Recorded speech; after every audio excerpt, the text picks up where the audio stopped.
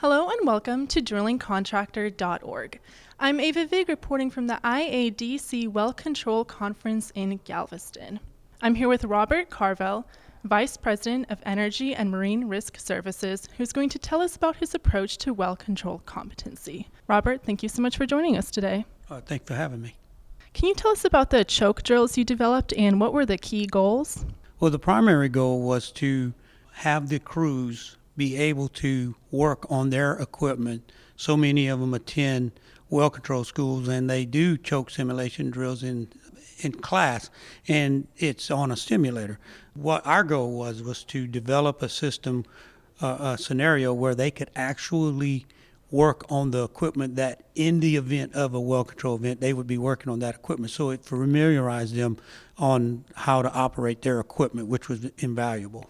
Why did you keep the floor hands involved in the process, and what were the key benefits? Well, the floor hands, when we did the interviews with them, we got a sense that they felt once they did what their responsible roles were in an actual situation, they just stood by for orders. And so we sensed that they were really curious about what was going on behind the glass, and the guys down in the pits room were curious about what they were doing. And so what we agreed was to bring them up to the floor and have them participate in the drill and to see what was going on. And what we determined from that is something that was just very valuable for me, is that they would say, we now know what the role we play and how important of a role we actually play.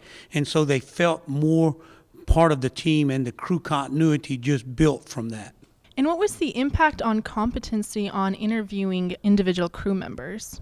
One of the things that we did was incorporate training into the interview process. And what I mean by that is that we had a list of questions that we developed with the oil company and with the drilling company.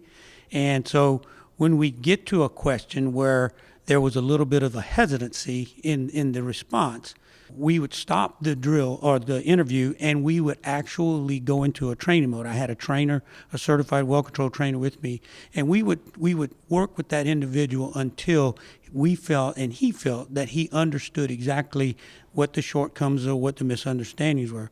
And at the end of the day, I think what was so rewarding for us was that after we finished our work, the accolades we got back, not only from the oil company in the increase in productivity, but from the drilling company themselves in the amount of after interest in advanced training. So I think the competency came up, but they also recognized their shortcomings or where they're a little lacking. It's not shortcomings, that's a bad choice of words. And so they were actually asking for more training. Well, Robert, thank you so much for joining us today. Thank you for having me. And thank you, viewers, for joining us on drillingcontractor.org.